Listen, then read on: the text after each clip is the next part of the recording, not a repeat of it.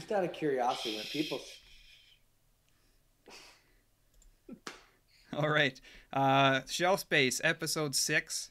We're live here, and first thing you're going to notice, you heard the sound of our voice of our extra host this week, Charles, aka Rising Star, longtime collector and reviewer. Hi, Is joining us everybody. today. Charles, how you doing this weekend? Doing great, and yourself? I'm doing fine, even though it's snowing again in Edmonton. X-Men Exclusives is joining us today, so he says hello, guys, on the chat, which is real time on the bottom corner there of our screen there. And as always, we have Gina with us again, Hey, Hi, hey. co-host. Gina. Nice to see you. Nice to see you. I'm so glad that Charles was able to make it. Yeah, so we've got a Yeah. pretty Glad packed to be show here. today. Lots of New York Comic Con news and things to discuss Lots. there. But before we get into our list of topics, I want to hold a quick moment of silence for the Iron Fist Netflix series. Was recently canceled. I think just announced on Friday. Yeah. Um, yeah, and I gotta say I'm a little disappointed because season 2 I thought was a really a step in the right direction. Have either of you watched season 2 No, of I Iron was Fist? No. I was traumatized from the first season, and just in terms of the quality and the quality of the action scene. So I never segued to the second season. I think Charles, that did was you? the Did you? I don't know. I think Iron Fist suffered from too little, too late, and the fans responded.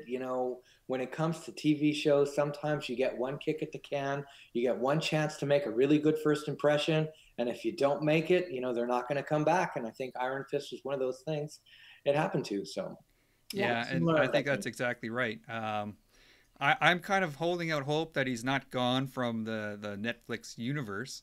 I hope they kind of cancel Luke Cage too, and then do a Heroes for Hire or something like that. Maybe. Right. Maybe bring Right. Misty, Colleen, Luke, and Danny. Could I think that could be a pretty good series, but too bad. Because Charles, have you read the Brubaker Immortal Iron Fist?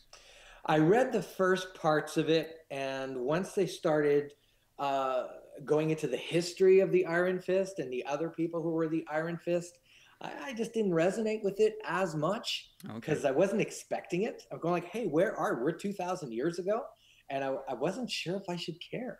But So that they were really hinting at that kind of storyline. They were bringing up all these former Iron Fists, and Colleen was her had some lineage in the Iron Fist as well. So it was kind of neat, I thought. But um, you can't go wrong with Brubaker. I will say that. I pick up just about anything that he writes. So, but I want to say one yeah, thing about Misty and Colleen.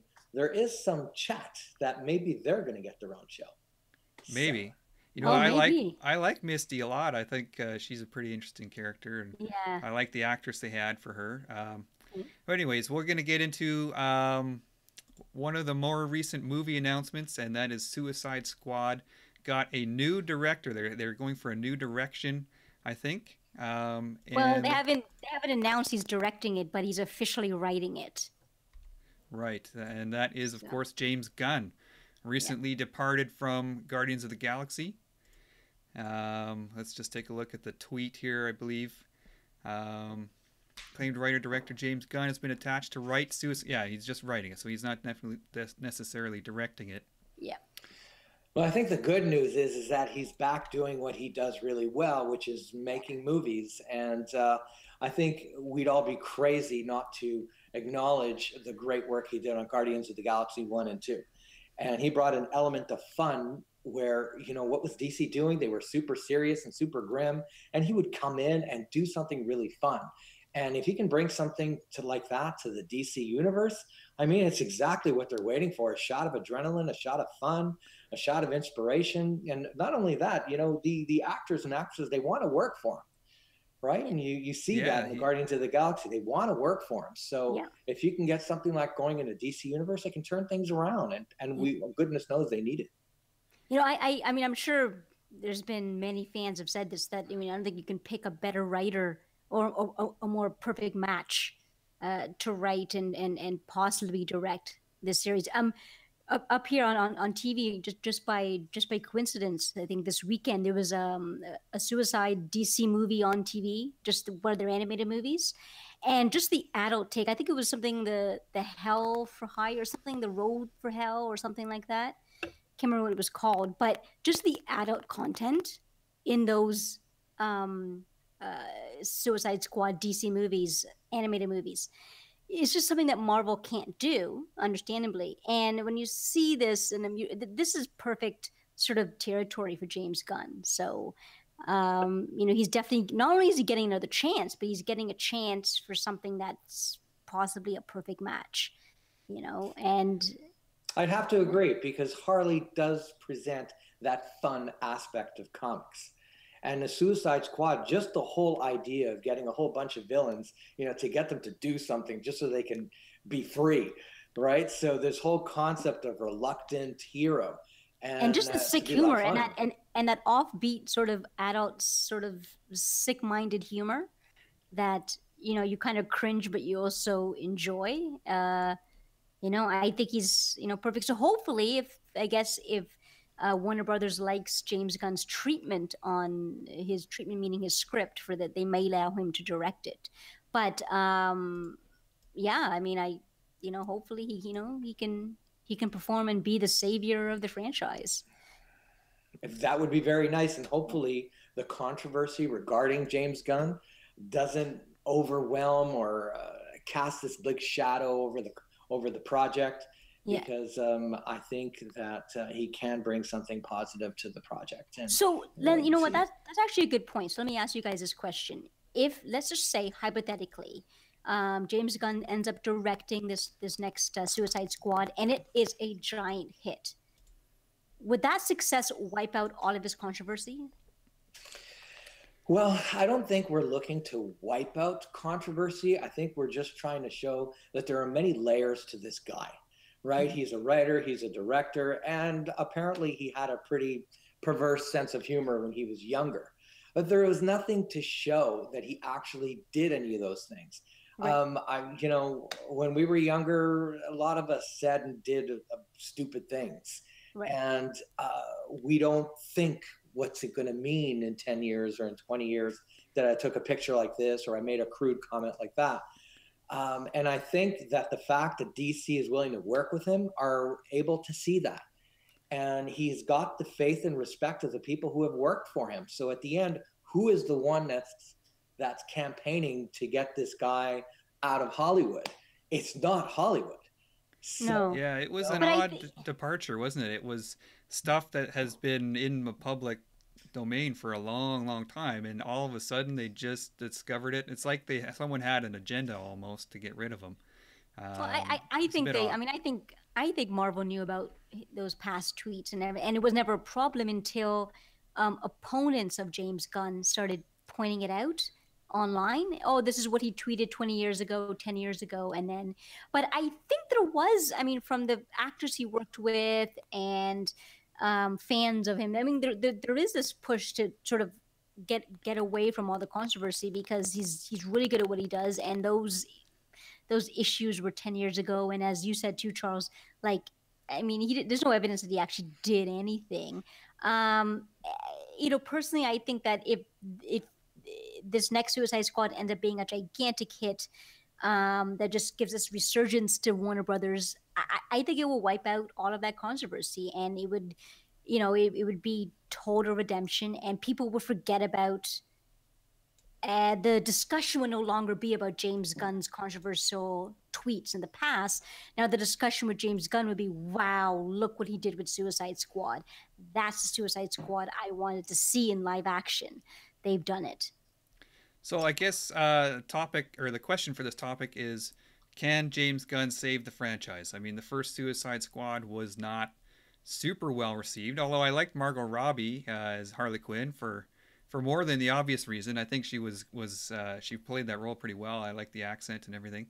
Can he save this franchise? Gina? Yes, I think absolutely. Just looking at his past work, I think this is picture perfect for him. Charles, what do you think?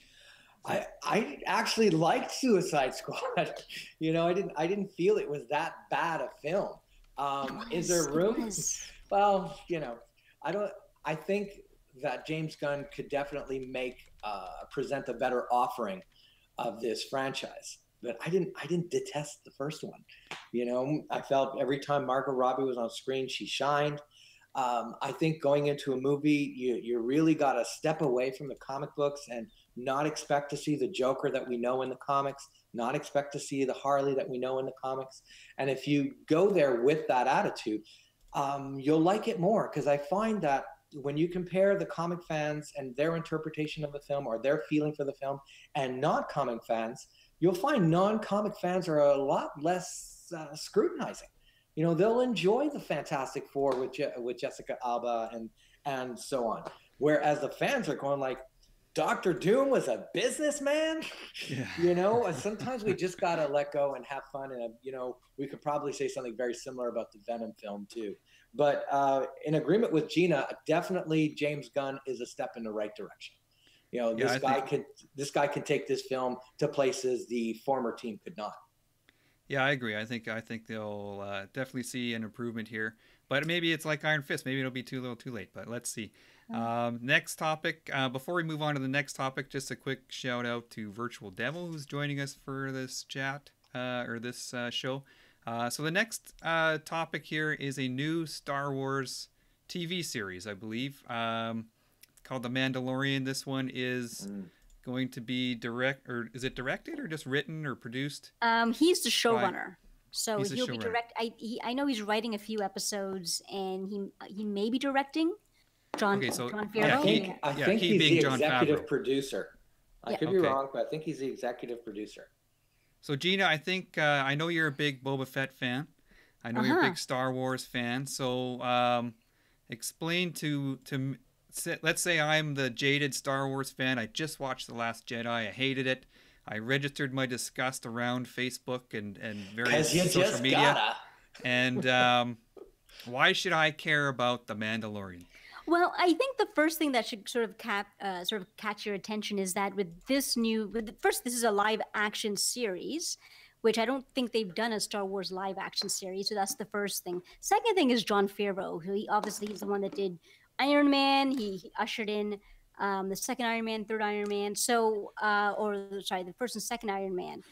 So he has those big credits behind his name. The third thing that should really capture your attention is that this show in particular, they're going to the outer rim of the universe, and that fits with the old sort of Star Wars theme of, Star Wars is a expanse, and there's all these different smaller planets and strange aliens. This particular live action show is going to show us aliens and planets that we haven't seen before. It's not using any previous characters. It's called The Mandalorian, based on that race from Boba Fett, but it's not Boba Fett. So it's pretty much, which kind of goes with the question there, is that, is this a return to Star Wars basics? That's what I think is the big catch of this new show, perhaps. So the this show takes place in between episodes 6 and 7, is that right? Right before The Force Awakens, I believe, yeah. Right, okay. So, and The Mandalorian, did they all wear the same helmet? Is this like something, a cultural thing? Like, why come they all look the same? They have similar weapons and armor. Those who were part of the Mandalorian warrior race, but okay. Either you wear the helmet or they don't let you in. That's all there is to it. Okay, so you're excited for this show, Gina? Yes, I'm excited, but we'll have to wait and see. What network is it going to be on? Is it a Netflix show? No, it's going to be on the new Disney streaming service. Okay. Yeah. Won't be easy to get. Just one thing to add to that, we're talking about Jon Favreau. I mean, like, is there a guy in the Marvel world that's more plugged in to how Disney does things? I mean, he's doing the Jungle Book, and I think he's about to do the Lion King, if I'm correct.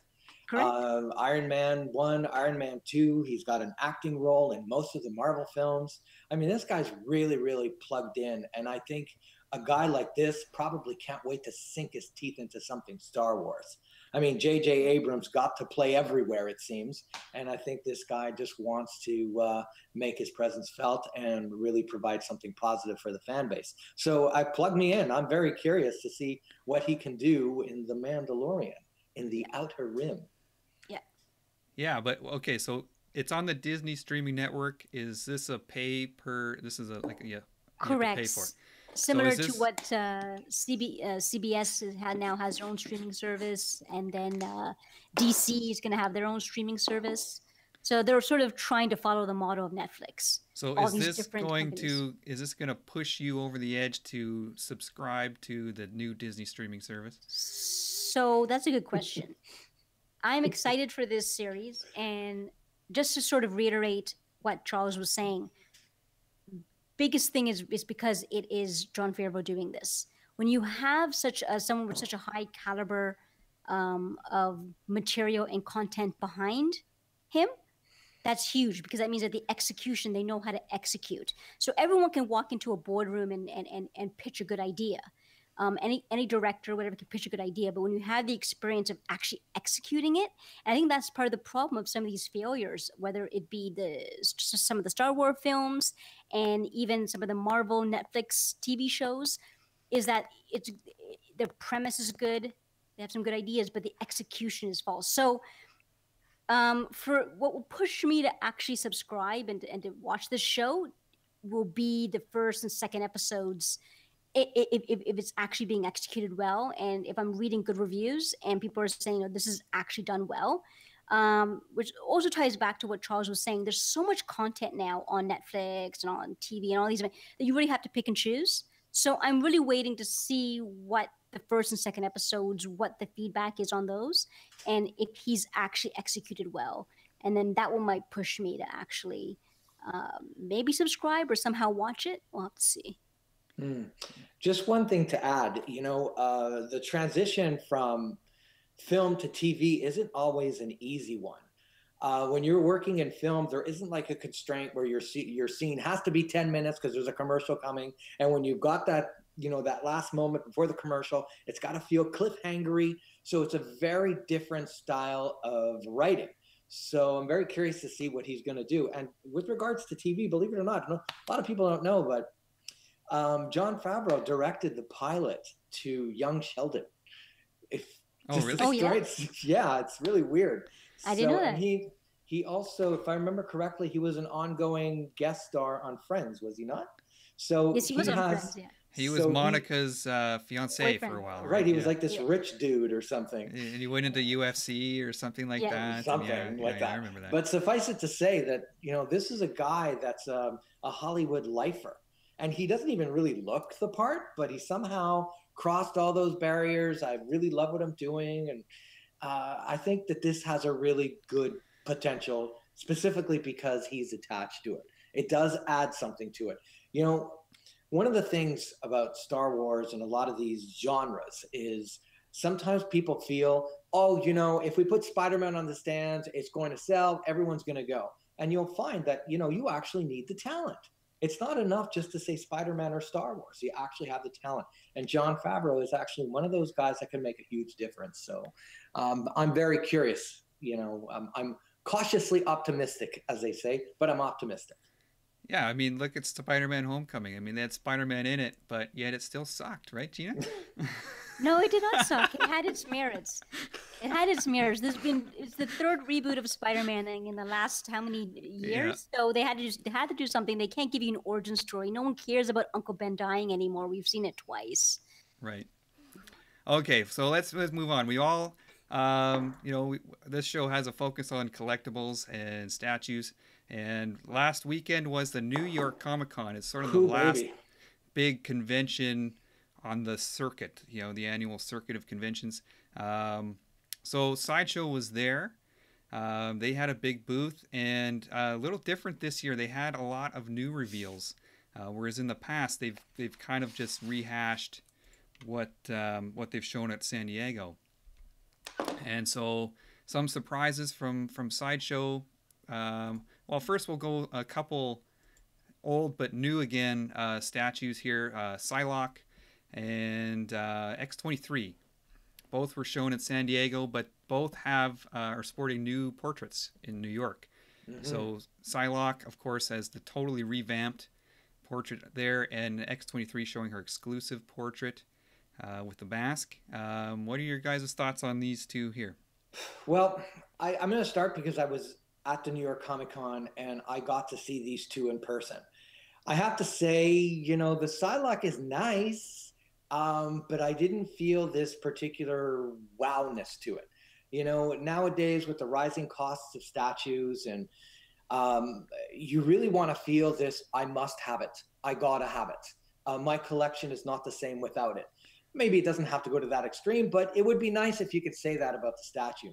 The X-23, I was surprised. I was surprised to see how cool it looked. It was dynamic. It was fluid. It was risky. It was daring. It tried to tell you something about the character that we don't always see her in. And it was really, really nice looking premium format. And I suspect it's going to do better than some people think. That's my take on those two. Yeah, I saw it in San Diego with the other portrait. And yeah, I thought the same thing. She looked really, really good. Do you prefer, which portrait do you guys prefer? Oh, I'm trying to think back what the other one even looks like. It's unmasked, sort of screaming, right?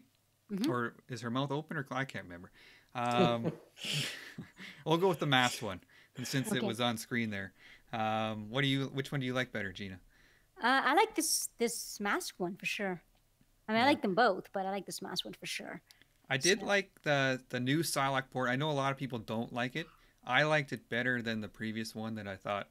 I just didn't like it in San Diego. It didn't look very good to me, but the new one is what was what's the improvements in your opinion with this new one? I think she's got more of the traditional Asian female features, which is how I picture Psylocke to look. But anyways, two more new reveals from Sideshow. We got the She Hulk. This is part of the Adi Granov artist series. It's a 1/5 scale. And of course the movie Aquaman. Jason Momoa there. I personally like that Aquaman a lot. It was quite large. It had some good size and presence. You get the underwater feel with his hair flowing in the water there. And I like the new costume as opposed to the one from Justice League. And is it fully sculpted, or is the pants? It is fully sculpted as far as I could tell. Okay. And She Hulk, I thought, you know, when they posted up their reveal banner, I thought, you know, I don't know about that. But it was okay. I didn't mind it in person there. What do you think of those two, Charles? You had a chance to see both. I thought the She Hulk was very pretty. You know, what can I say? You know, a pretty face, a nice smile. The character looks straight at you, and she looks fit and muscular. I think some of the other She Hulks that we've seen, for one reason or another, didn't succeed. The first She Hulk premium format was really nice. But talking about this one specifically, I think they pulled it off.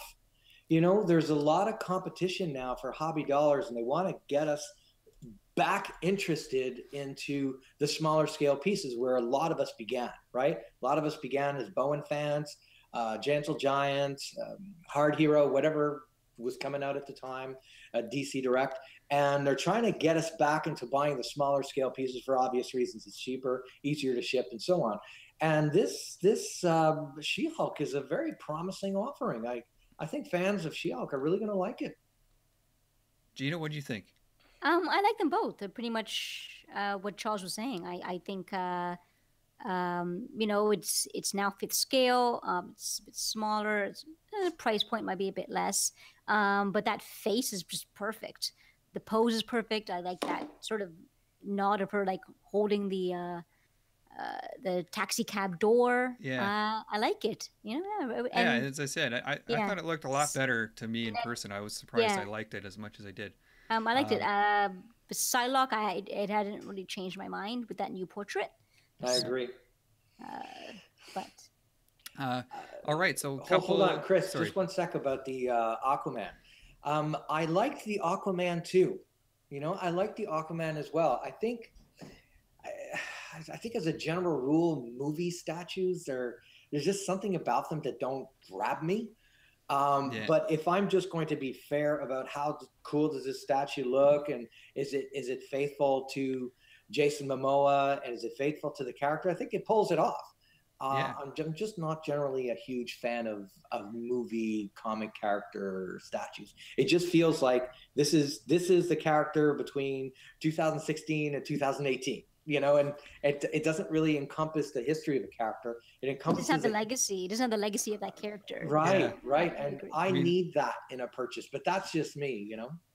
yeah, I kind of, when I looked at it, I thought, man, if they could have a switch out comic based portrait for this statue, it would be a really good Aquaman. I agree. But as far as movie statues go, I like it, and I think it looks a lot like Jason Momoa. So, they pull it off in my opinion. So, anyways, they also had two pretty big Marvel debuts, and we have the Punisher and a new Spider-Man. This is another Spider-Man premium format. I think this is their third Spider-Man premium format. Yeah. That is.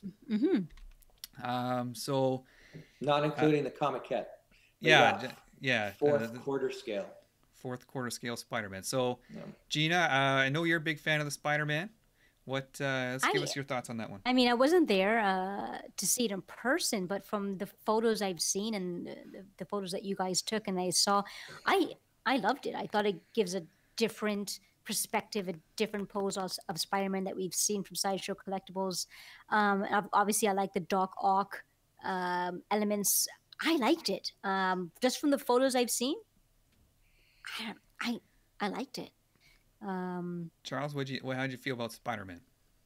Well, you know, whenever I see an offering, I can't help but compare it to what have they released before, you know, because I'm an older fan and I have some statues that have come up before, and I kind of prefer to only have the best interpretation of that statue in my collection. So is this better than what Sideshow's released before? Maybe not, but that's not the question we're asking here. What I kind of like about this pose, if I'm going to concentrate on the positive, is that it kind of shows this flexibility.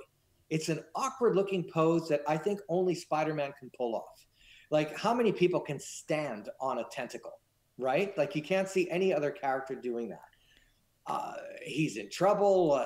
It's a nice looking statue. It's maybe not my favorite Spider-Man premium format, but I think that it does offer an interesting perspective that we haven't seen before. And I have to say, you know, I know we're just midway through the Sideshow stuff, but it bears mentioning that we're seeing something different from Sideshow this year and from last year. You know, we're seeing something different. They're stepping away from the standard museum type poses and trying to give you something dynamic, trying to give you something fresh, trying to give you something you haven't seen before. And I think they're having a good time with it. So, you know, kudos to them for saying, let's do something they haven't seen before. Let's not give them something that looks exactly that came out 5 years ago, but sold out so the friends can buy that one now. The fans can buy that one now. This is something very different. So kudos to them for presenting. So you guys saw it in person, obviously. You guys are both there. Is the pants mixed media on the Spider-Man? No, so everything's it's all painted. Yeah. Okay, just double checking. I think I've heard somewhere that it may have been. Okay. I kind of like what you said, Charles. Too. It's tall. It's a tall piece. It's something different, and that's the key for me on that one. I didn't walk away thinking, oh, I love it, but I didn't hate it either. And you know, it's something different. It's you know, something. You know, I like that they're stepping outside of their comfort zone a little bit. But Chris, as a huge Spider-Man fan, what do you find was missing? Because you obviously you don't seem to be loving it. So what, if you just in hindsight, you know, what do you think was missing that didn't really draw you? Yeah, that didn't draw you in with that Spider-Man. It's tough to say. I mean, I don't. There's something about his right arm there that looked a little funny. It looks kind of too skinny for the rest of his body, I think, because he's kind of a beefed up Spider-Man. I didn't love the eyes, but they might have a switch out head too, that changes that. So, you know, I want to add something to that, Chris, before I forget. You know, we're talking about the awkwardness of the pose, And I was kind of racking my brain, like which artist drew him like that. And the only artist that I could see pulling off a pose like that would probably be Steve Ditko. Maybe a little bit McFarlane, but Steve Ditko was the one that kind of presented him awkward like that. I think it works. It's not their best offering, but I think it works. I'm not, lining up to buy it either, but I think those fans of Steve Ditko and looking for something different, because clearly this isn't a lazy offering, right? This isn't just Spider-Man just standing there. It's something we've seen before. They put a lot of time and effort, and kudos to the artist. I'm sorry, I'm blanking out on who sculpted it, but I don't know either. Yeah, they definitely spent time putting this together. It sounds though like you guys prefer the last offering, the last Spider-Man premium format statue. My favorite was the Comiquette. I think that for me is the one to beat. It's what an unbelievable piece. Those guys. Oof. So let's move on. We'll talk about the Punisher. Yes. This is a little bit of a different look with the painted face and the baseball bat.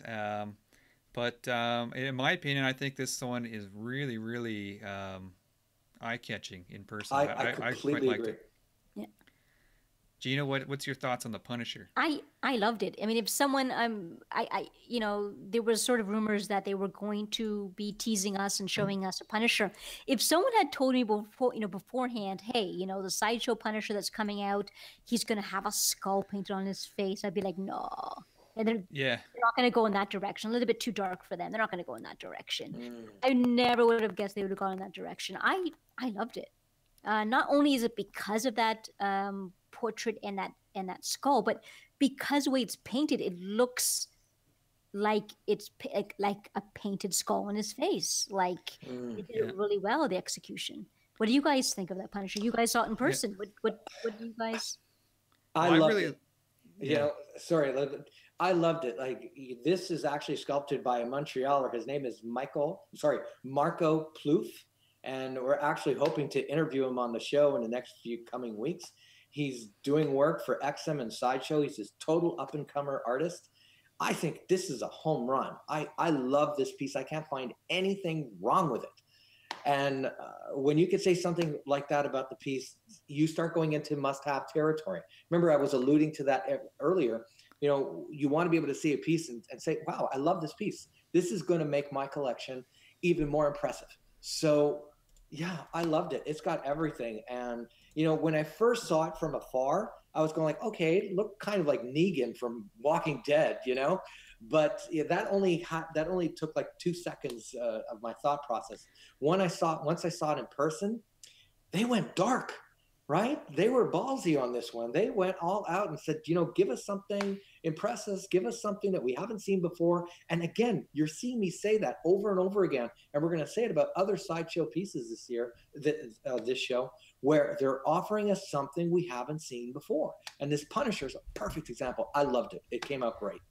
Yeah, Gina, just to get back to one of your points there, I was standing there, I don't know who I was talking with at the time, some other con goer, and both of us were like, if you described this to us on paper, both of us thought, no, that's not going to work. Like painted skull on the face, what are you doing, Sideshow? But when you see it in person, yeah, it really, really is nice. And I'll give a shout out to Ed Bradley. He is worked on a lot of the paint for that piece. Nice I'm job. not sure. Yeah, I'm not sure if he did the face skull. Like he mentioned that might have been done in-house on Sideshow just so they could stencil it and get it out to the factory. But I think he did the rest of it, and I think he did a really nice job. Was he there in New York? No, he wasn't there. I was hoping to meet him. Okay. But yeah, he wasn't there. So one more new one and one sort of old new one. We got the Venom bust, which made its debut at New York Comic Con. And I wanted to throw Thor in there as well because I really like it. Yeah, absolutely. So the Venom bust, I gotta say, I was not expecting to like. I did like it, but I wasn't expecting to really be wowed by it. But I really liked the mouth and the teeth, the dripping saliva off the teeth. I thought they really did a nice job with that. And again, this is their third Venom life-size bust, and for me, by far, this is their best one. What do you guys think, Gina? What do you think of the Venom bust? We talked about this last episode. Yeah, when they first sort of teased some photos before New York Comic Con, I liked it then. And then now with it being shown at New York Comic Con and all the photos, and you get to see all the angles, and people showing really high quality videos of it, my opinion hasn't changed. I love that sort of wet saliva. I love what they did with the teeth. I like it. I mean, I'm not a big enough Venom fan to get it, but I thought they did a great job. I mean, you guys saw it in person. How was the saliva in person? How did you guys like the teeth? It was excellent. The teeth, yeah, the teeth and the dripping saliva were my favorite parts of it for sure. I think one of the things about Venom that was very impressive too is that it felt complete. You know, when we first saw pictures of it, people were saying, "Oh, it doesn't have enough shoulders, it doesn't have enough chest, it doesn't have enough this," and it didn't really need it. I mean, let's face it, Venom is about that Venom, right? They want to see that face, they want to see the teeth, they want to see the tongue, they want to see the texture of the skin. And again, you know, Sideshow came looking to impress. And this is just another piece from the show that had a lot of people coming in and saying, wow, you know, they did a fabulous job on this one. I'm not typically a collector of life-size busts, because I think this is a type of collectible where you need 10. So I'm not really lining up to buy it, but it was a beautiful piece. I think. What did you guys think of the sort of yellow teeth? Do you think it worked in like seeing it in person? Yeah, I liked it a lot. Yeah. Okay.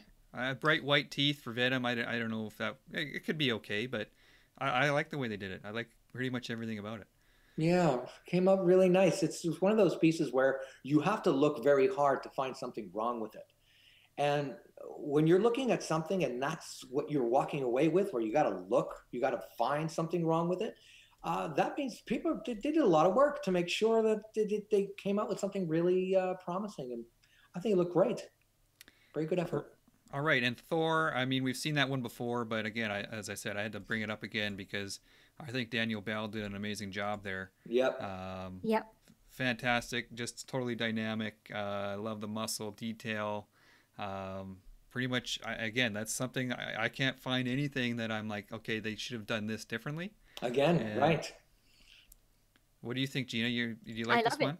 I love it. I mean, you know, it's one of those statues where, I mean, I think the pose is perfect for Thor. I think it's sort of similar to what Charles you were saying about Spider-Man, how that pose on that Spider-Man statue works for Spider-Man. This pose works for Thor. Yeah. And I look at it and go, wow, I'm glad I'm not a Thor fan. I get to save some money and not get that. Yeah, exactly. I would pounce on that in a second. If I was a big Thor guy, then yes, I would have ordered that a long time ago. Day one, I would have ordered that. Yeah. So here's a couple. Well, hold on. I just want to say one thing about the Thor before we go by. Sure. You know, you're saying that Danielle Bell worked on it, and you know the other, the Punisher was worked on by Marco Plouffe. I think we're seeing a new generation of artists joining the fold.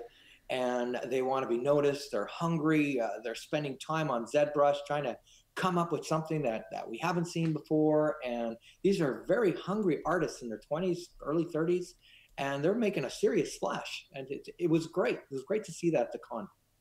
Yeah, definitely. So a couple new female statues. Well, one of them's a variant of the previous Aspen statue.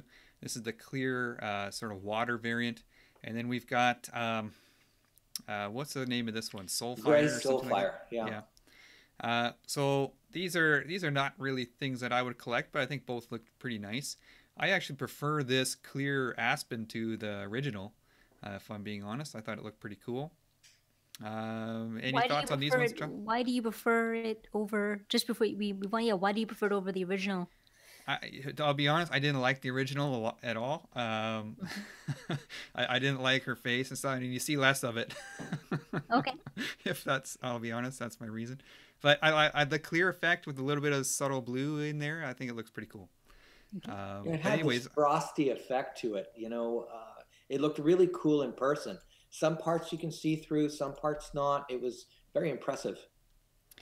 Yeah, and Charles, I know the one on the right there, the Soulfire or Gray Soulfire, You were kind of caught by that one. Yeah, it's definitely one of my favorites of the show. It caught me completely off guard. Has this been previewed before? Because this is the first time I'm seeing it, and I was just wowed by it. The last time we had this one, I believe it was the Claymore one, right? From Aspen, from the Aspen. No, Denny Mason. Sorry, Denny Mason, that I didn't correctly credit you for that piece. But this is the second offering of Soulfire, and I believe it's the first quarter scale of this character. And I think it came out really nice. The wings were really nice. And you've got, once again, you got a dynamic motion. You've got something that tells you about the character. And it's very pretty to look at, too, which is something that I know is very important for a lot of the fans who like this kind of style sculpt. Yeah, I think this one was a home run. I think Image fans are going to love this one. What did you think of it, Chris? It's nice. I mean, it's not, as I said, it's not a character that I'm really drawn to, but I like how her hair kind of goes from purple into like flames almost. Mm-hmm. The wings, look, the color on the wings is all very nice. I believe the muscle tone is also great. I believe that one might be sculpted by Mark Newman. Okay. Oh, really? I think that's what I heard. I could be wrong on that one. I'm not 100% sure, but if you look at the face on her, it reminds me a lot of the Queen of the Dead. Okay. And he did that one, sense. right? Did he do that one? I believe he did. Yep. Yeah. So, anyways, I thought both of these were nice. So we'll move on. We're not going to cover everything from the Sideshow booth, but we covered most of the new stuff. Here is some of the animated series. Yeah. DC. I was not into these series. The style really threw me off. The lack of muscle detail and stuff just wasn't for me. But I think fans of these series, I mean, these are like right off the screen. Yeah. So I just wanted to throw them up there. I don't know if either of you watched Gina. Were you into the Batman? Well, the Batman, especially the Batman animated series, which I think is one of the best animated series ever. I agree. Produced. Oh, you guys both were into it. I remember. It was huge, and Bruce Timm series, definitely. Yeah. Okay, so I'm the only one who didn't watch that one. Well, you didn't watch the Batman animated series, Chris? I hated it. And you know what? The stories and things might have been great. Yeah. But I didn't like the way Batman looked, so I couldn't watch it. Just in terms of the art direction of that of the animated series? He had like the skinny legs and the big fat like torso and no but muscles. It had a very I couldn't get Art into it. Deco feel to it. Yeah, whatever. I didn't like it. It was supposed to transport you. It was supposed to transport you back to like a golden age era of storytelling. Exactly. I thought it was classic. And if you wanted something more modern, when Bruce Timm was doing the Superman animated series, that seemed brighter and shinier and more modern and contemporary. But he had the same body, like it was the same. It was the art. Style, I wasn't into it. I couldn't get past it. I think if you can get over the art direction, I think the stories, which they pulled almost directly from the comics, like they tried to keep faithful to the comics. I think they did an amazing job with that series. I mean, and a lot of people are for them that's Batman. That's the Batman they know. And so the statue, if you're into it, it looks right out of that cartoon. So, so Sideshow wasn't the only company to have a large showcase. Hold on, let me one last thing about Sideshow. At the Sideshow booth, Susan Strange was there. Do you know who she is? Yes. She does all those videos. Yep. Holy cow, this is one hell of a charming woman. She comes off exactly like she does on those videos. And, there were a bunch of us all around us. And I think, all of us were ready to leave our wives for her. It's just, she was just very endearing and communicated with the fans. And she comes off very personable. So it was great to see her coming out to the show and saying hello to everybody. Did you get to say hi to her, Charles? Yeah, we said hello. She took time, spoke to us. Asked us how we enjoyed the show, what do we like about what's going on with Sideshow. I mean, we didn't spend like an hour with her or anything like that, but it was great to see her, and there wasn't any snootiness to her at all. Sometimes when you go to these Sideshow, well, I shouldn't say Sideshow, but when you go to these booths, how do I put this? The higher ups will say, do not always come that customer friendly. It's like, okay, you can talk to the receptionist, but she didn't come off like that at all. Yeah, I mean, I've had that experience with some artists, some well-known artists. Yeah. I won't say their names. I'll tell you guys after the show. I've had that experience with some artists at these cons, but just in terms of Susan, I mean, I watch the Sideshow Live almost every week. I really enjoy what she does. What she does is she makes it look easy when she's on Sideshow Live. And I like what she does and how she carries herself and how she discusses these statues. And she obviously has a passion.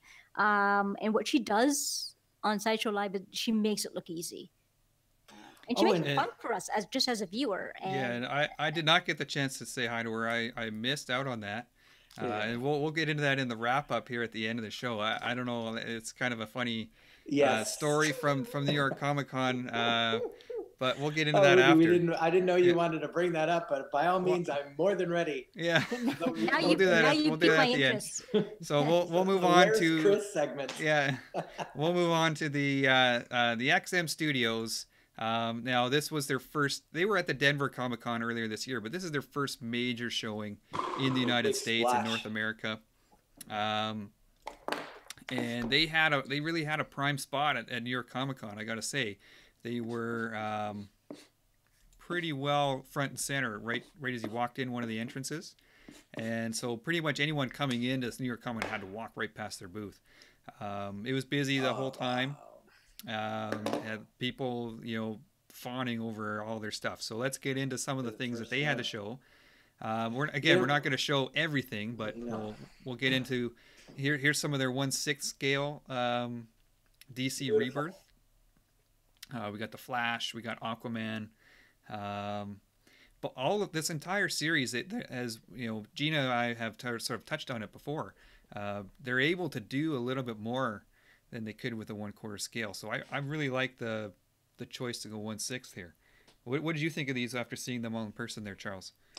Well, one of the things I can say about the 6 scale is that each one of the 6 scale statues that they presented at the New York Comic Con was not only the character, it said something about the character. So you would have the Joker, for example, with his joke machines, the Flash in the Speed Force, Aquaman on his seahorse, Superman in the Fortress of Solitude. I see you're putting up the pictures. Every 6 scale statue had something that told you something about the character. And this is something I don't really see the other companies do as much, and XM is going like, how are we going to get people interested in 6 scale? What are we going to do to get them over here? Every one of these things have to be a home run.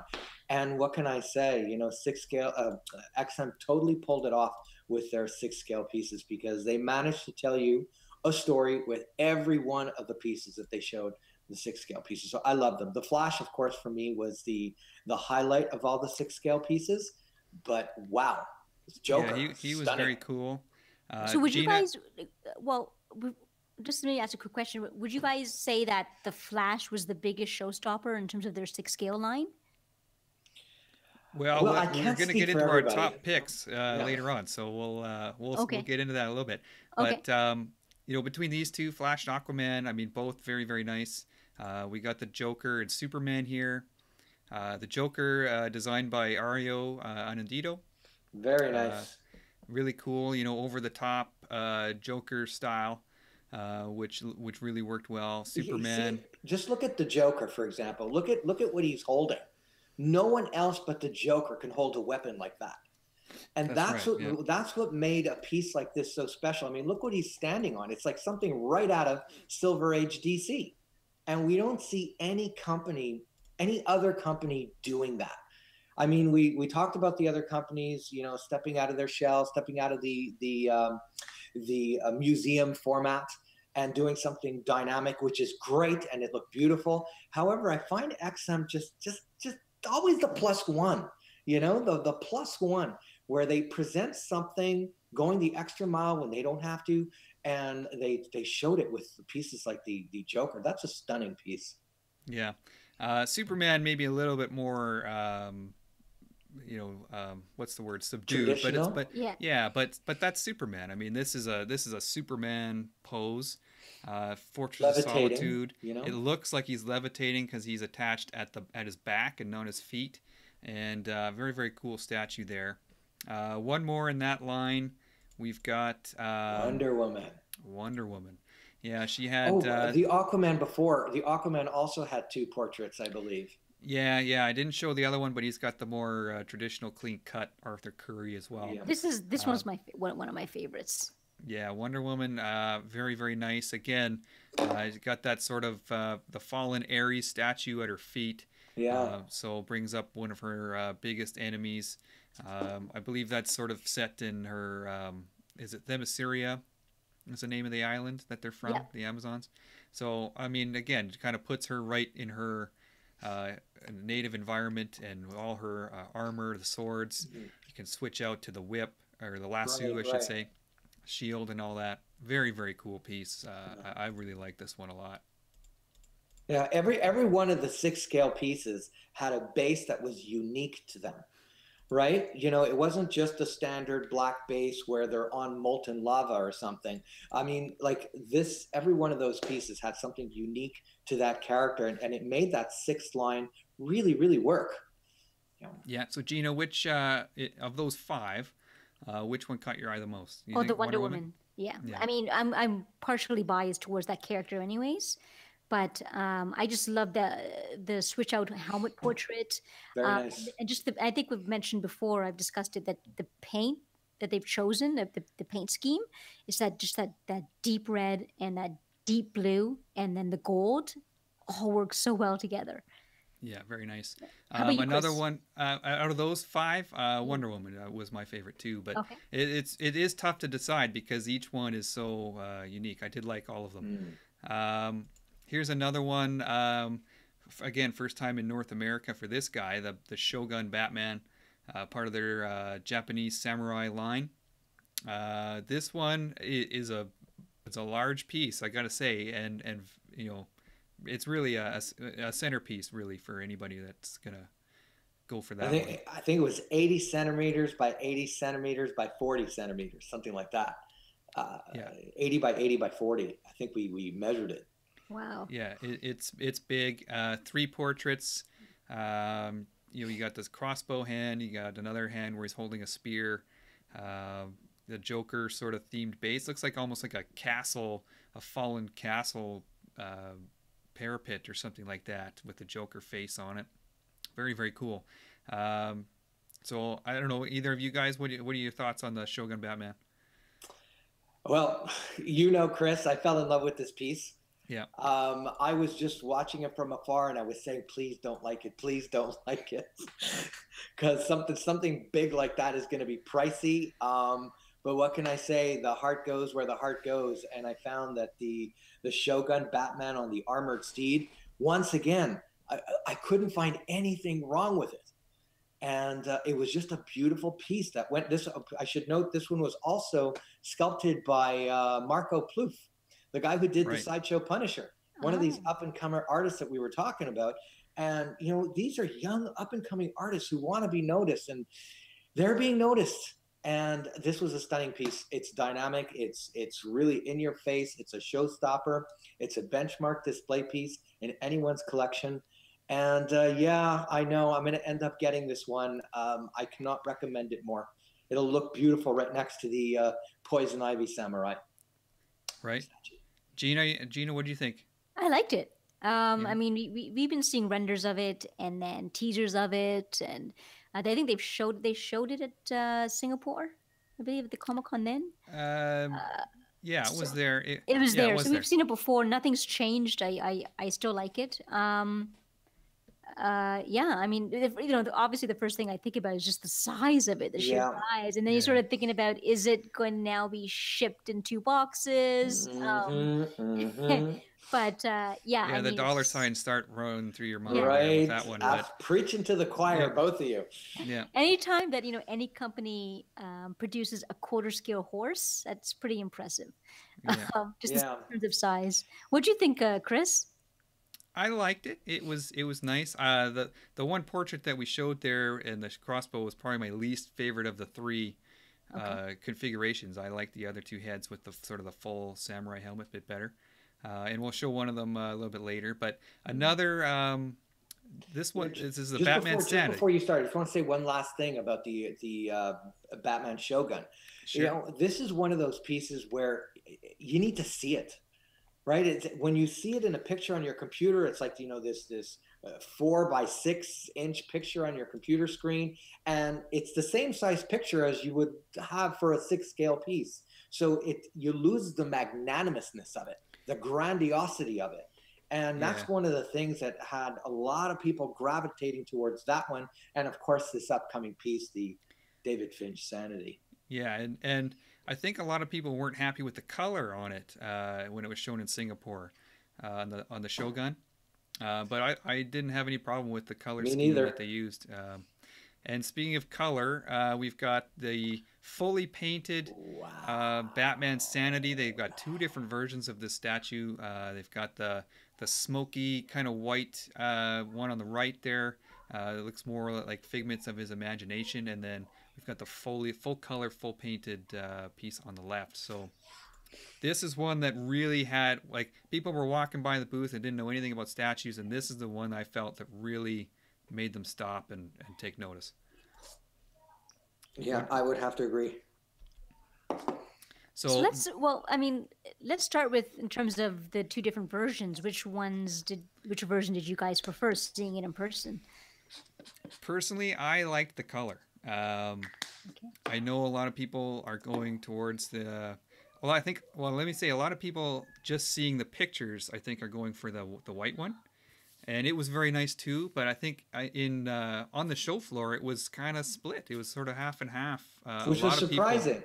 A lot of people liked the color a lot more. So when you guys were in New York, I could tell you just from the online or the sort of the social media commentary on these statues, or on this statue, I think the tide was turning towards the colored version after more and more photos started popping up. Actually, it's sort of going against what you were thinking, Chris. A lot of collectors were sort of leaning towards the colored version after more and more photos were popping up. Yeah, the mobile reception inside this hall was crap.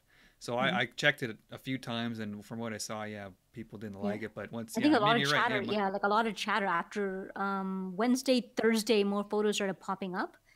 And I know you guys were there taking photos, and when your guys' photos are popping up and more photos are popping up, it was the colored version that really got people talking. It's like, wow.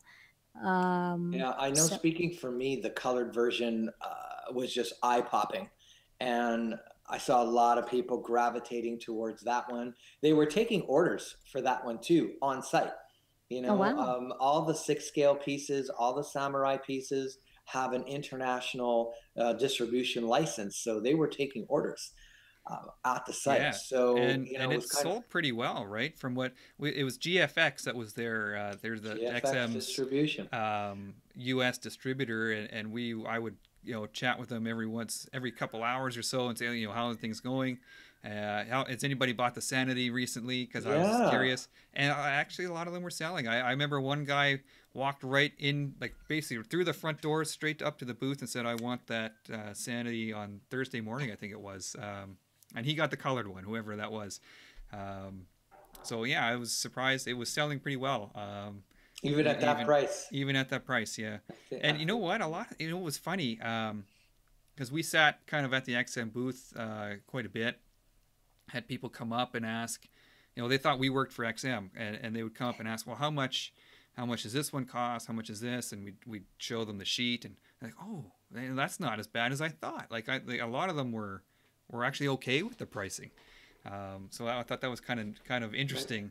It's 11 pieces, right, or something like that. Well, I would have thought it'd be the exact opposite, because most people, most non-collectors don't know, the pricing of these statues. It looks nice to them, but when if you're a non-collector and you tell them a price of a statue, the typical response is, what? Yeah, I know, but this was just kind of in general for the XM booth. I know a lot of people were drawn to the Witchblade, and what was the one next to her? The Magdalena. I saw a lot of people who weren't statue collectors come up and look at those and think, "Oh wow!" And then we tell them, "Oh, it's $1,100 or whatever it was," but they were like, "Oh, I thought it was going to be 1,500 or something." So, well, maybe if they're some local comic shop will sell it for that. But I think, XM had to work with a lot of misconceptions out there that none of their product is available to international customer base. And that's not true, right? So, yeah. I mean, just a quick word about XM. I mean, they were like the first ones in there, one of the last ones to leave the con, saying hello to everybody who came to their table. It was quite something. When they were putting the statues together, it didn't even matter who it was. You could have been the CEO or someone taking orders. Everyone in the XM team is like, well, this one big happy family trying to move this company forward. It was quite something to see. Yeah, I think they made quite a lot of headway in North America for sure.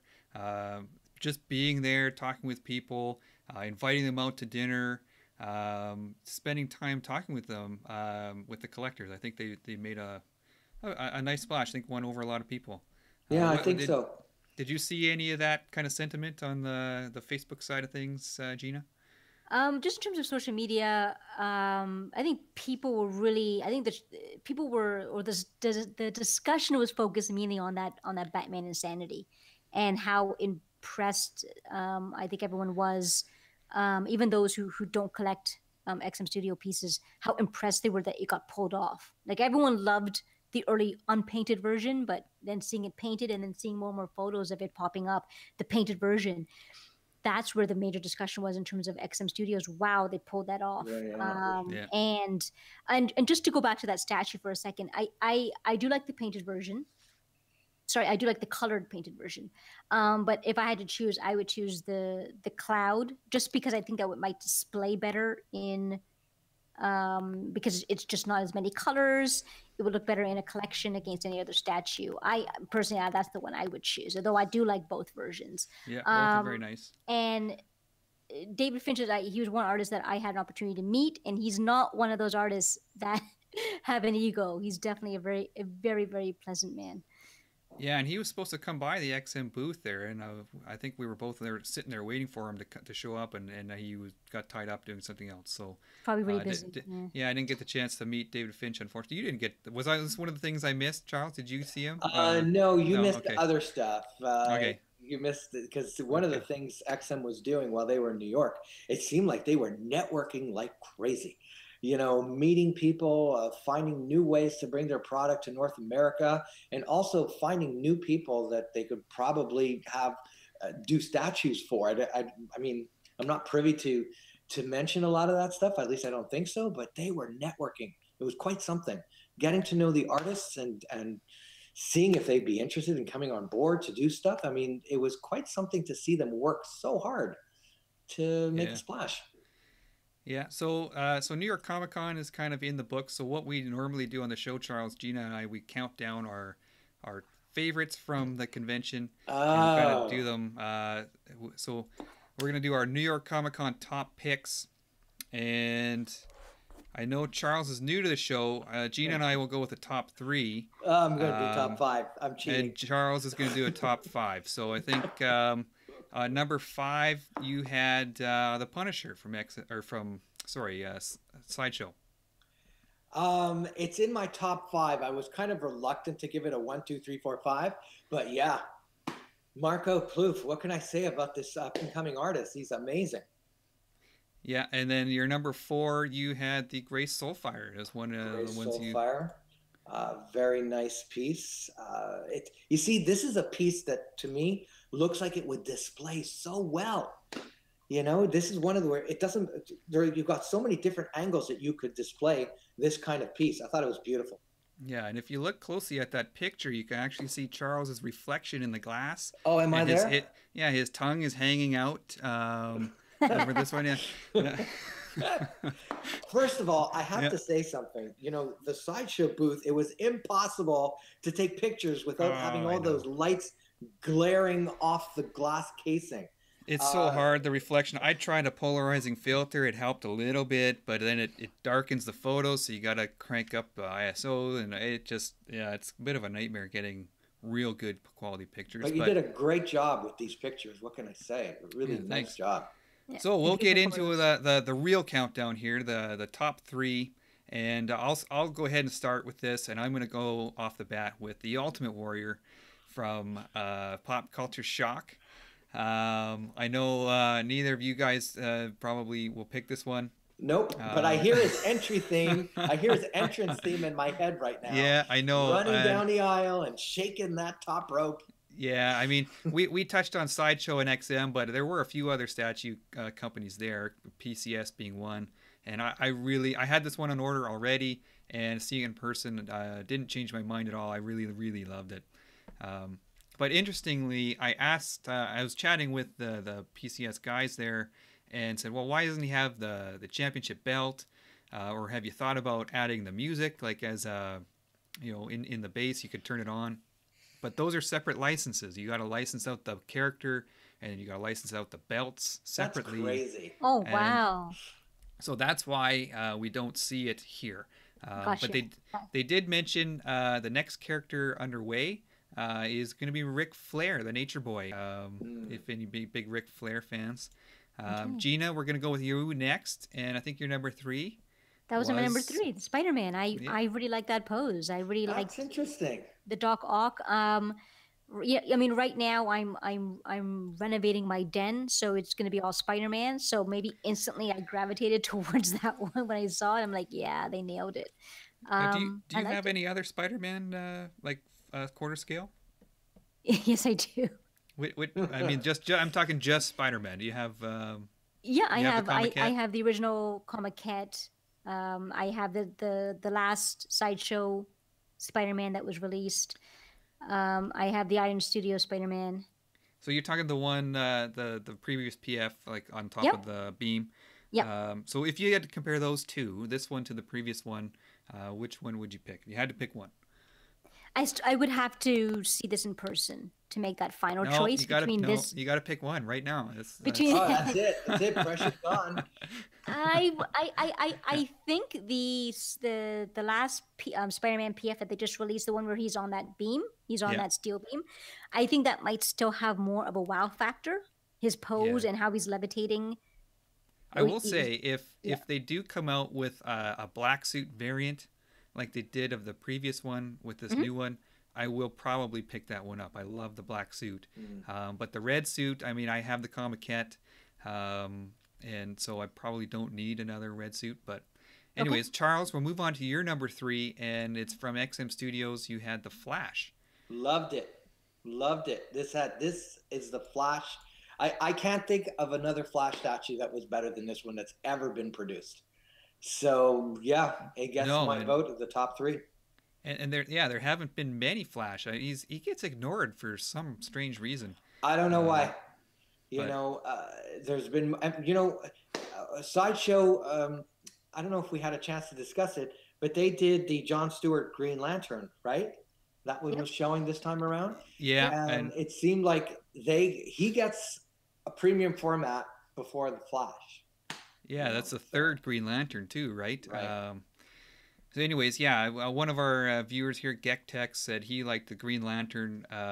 This is number 3, Psylocke and Punisher were his 3 favorites. So I don't think there's any wrong choice with what we're going. But we'll go into our number 2 picks, and I'll lead off again here. And I really like the Wonder Woman from XM Studios. Again, this one's sculpted by Martin Augusta, who doesn't like to be in the limelight, but we're going to put him there. That's right. He is he's an excellent sculptor. Yeah. He did an amazing job with her. I think she's just that perfect blend of strength and beauty. She's just a wonderful piece, in my opinion. Gina, you're number 2. Yes, the cloud version. Batman Sanity. This one I mean I do like the colored version, but this one I think just in terms of display and just I think they pulled it off well. And from what I've heard, and you guys can maybe give more information on this, but how they did the shading for that sort of cloud effect was done really well. Yeah, they used a different style of resin for that one. I don't know exactly what it's called, but it has that more marbly look to it. And I think they gave it a little bit of a wash, a black wash maybe, that brought out some of the detail. Yeah, I don't think it's finished. I think they're going to find some way to make all the expressions more detailed. So I don't think it's entirely finished. I don't think that's the final look of it. Yeah, usually they, this is again the first time it's been shown Yeah. in its painted form, and so yeah, they usually touch things up a little bit. And now, Charles, your number 2 is similar. Yeah, you Sanity, the colored version. I thought it was a stunning looking piece. It was a challenge to get a really good picture of everything all together. Yes. But I think that it's an ambitious piece. I don't think we've ever seen anything like it, right? I mean, we've seen them do the X-Men versus the Sentinel, but it hasn't come across the pond or anything like that. But this is... Go ahead.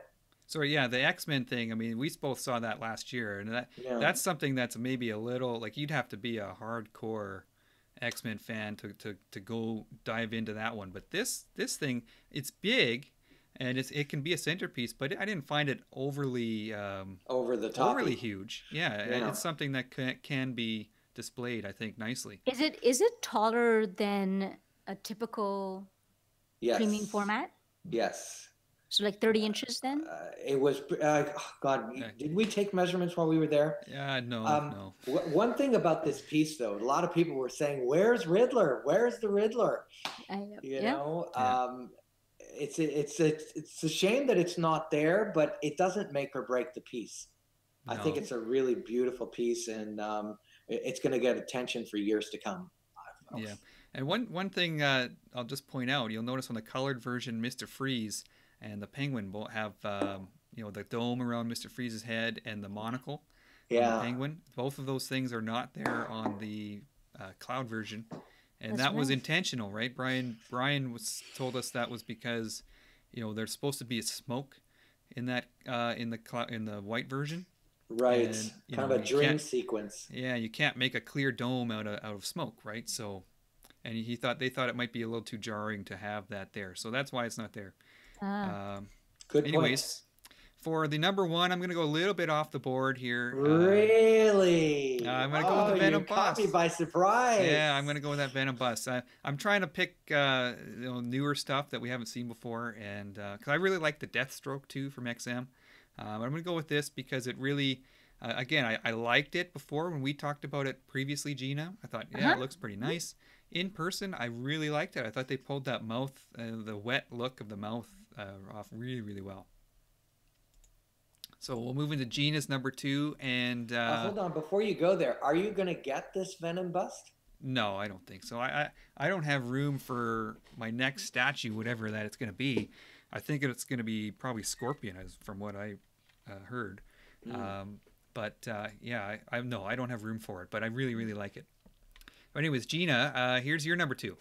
Yeah, or number 1. This is your number 1. That's my number 1, only because it was just the biggest surprise. And I think it had sort of a lot more guts. Sideshow had to sort of pull this off and try it. Yeah. And it's just because of the sort of the gamble and the darkness that they went to get this done, I think was a big surprise. So I don't necessarily think it's better than my other 2 choices, but just in terms of the surprise, just the sheer surprise of them trying this and going in this direction, I thought makes it my number 1. You know what I like about this guy?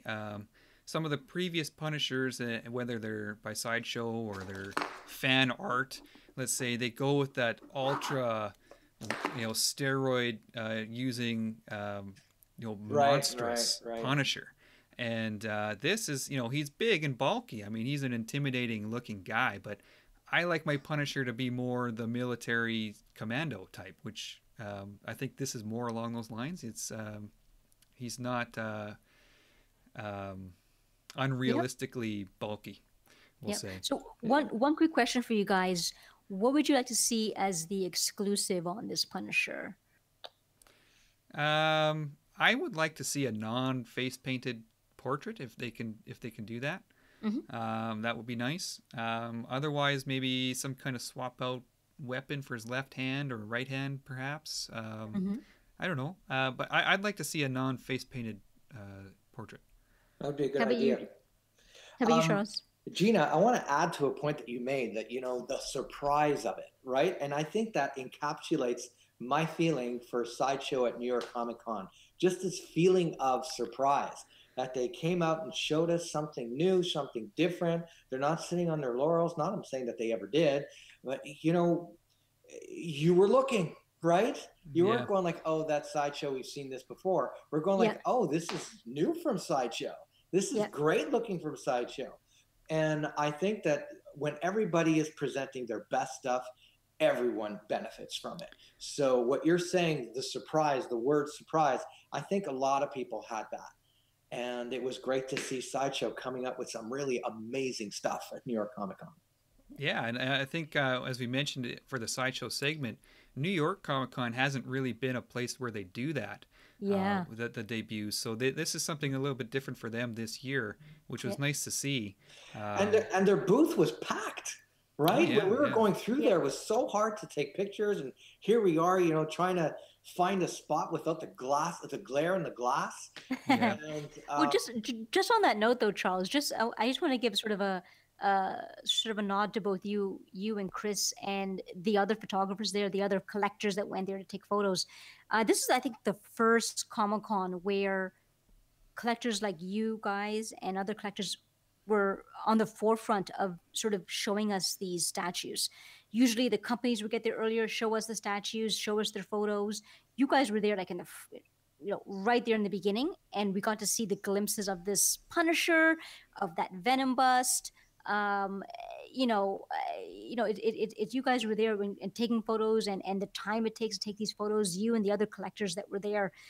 This is the first Comic-Con, San Diego or New York, where it was collectors like you and the others that were there taking photos and showing us, and we got these really good looks at these statues. So, and it's no easy feat to take these photos. It's not, as Charles mentioned. You guys have been taking photos. Yeah, you guys have been taking photos longer than I have.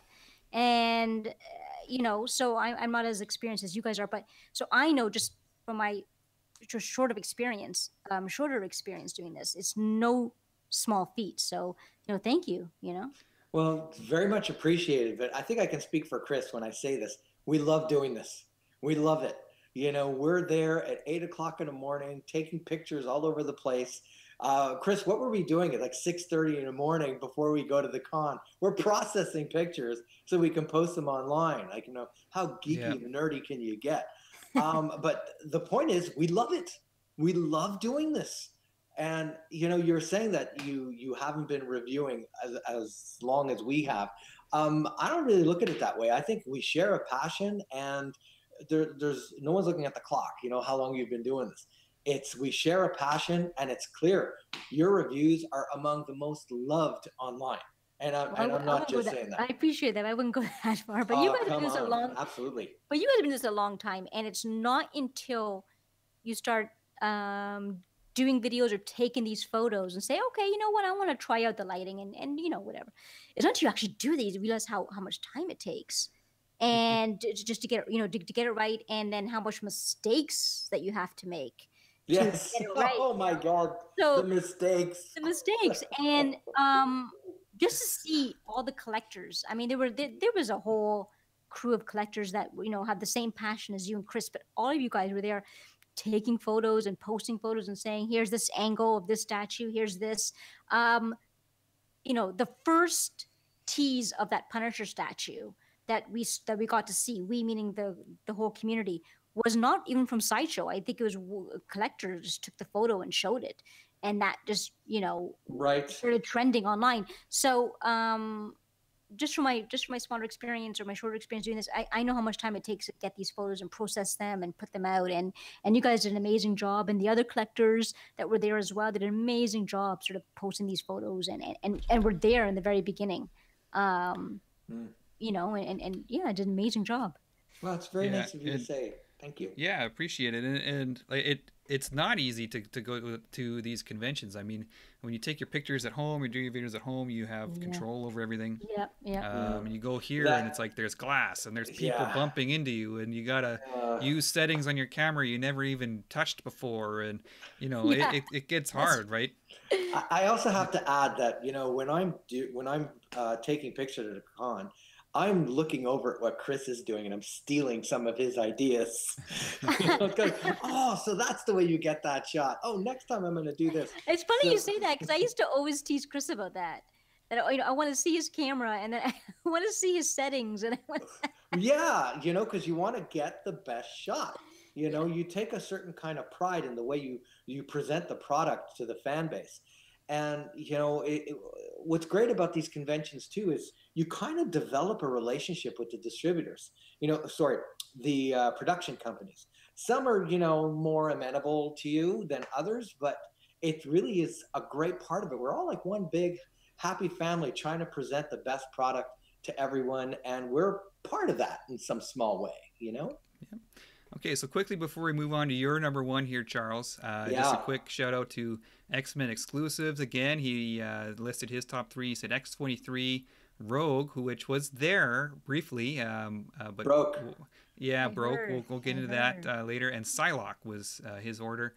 And then Akram 1 is also joining us right now too. So shout out to Akram 1. All right. So Charles, you're number one.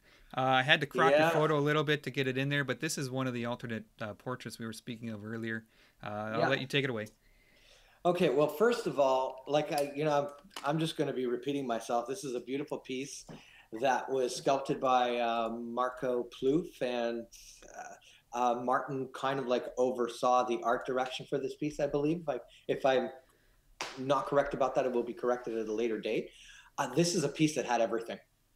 This is a piece that had history. This is a piece that had something new. This is a piece that had a classic character. This is a piece that could stand alone. This is a piece that could, be displayed with other pieces.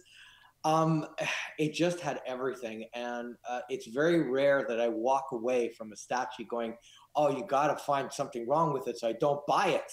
Yeah. Because of course, it's going to be huge. It's going to be expensive. It's going to be a space taker. But, this is one of those pieces I think is going to be very worth it. I fell in love with it. Yeah, I might even say that this, just looking at it, it might very well be among my top 5 of all time, everything I've ever seen. And that is a very hard thing to say. I just absolutely fell in love with it. And I say that because I think this is a piece that you need to see. Chris, you remember when we were in Singapore last year? We started seeing the samurai line for the first time in person, right? Yeah. And we've seen the pictures online, and it's not that I was dismissive, but yeah, it was nice, right? But then we go over there and we saw Poison Ivy in person. Poison Ivy wow. really changed that whole line for me. That Right. She was special. So I blame XM for showing up to these conventions and displaying this stuff because they make it very hard to resist some of this stuff. I find the Japanese culture is just so interesting. Going back to, I don't know about you guys, but we had I think a Japan unit in junior high sometime, and that's kind of stuck with me ever since then. I love their architecture, I love their art, the samurai, the ninjas, and this line just grabs all of that stuff. Yeah. And throws it in your face, and it's just but it works so well for each somehow character. It works. It works. Yeah. I think it's a perfect blend. I pretty much I got into the Japanese culture. I was eased in just through Japanese animation, and just the early like Cowboy Bebop, Trigun, Outlaw Star. Just watching these, Samurai Champloo, all these, obviously Ninja Scroll. So that's my real introduction to that, and to put Batman and to blend Batman into that Japanese culture. I think for me as a fan, I'm not a total Batman fan. I like Batman, but I'm more of a Spider-Man Marvel. But to sort of blend the Japanese culture with the Batman mythology, that gives me a reason to really delve into these statues. Like, wow, that's a perfect blend. Now you have me interested. So, for me, that's still my favorite. The Samurai Batman, still my favorite Batman statue, personally. Do you have that one? The first release. Yeah, the first one. You have that one, Gina? Mm-hmm. Okay.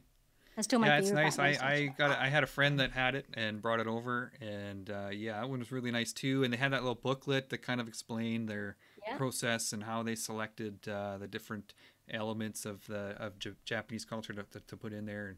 And they put a ton of effort and research into every single one of those. Absolutely.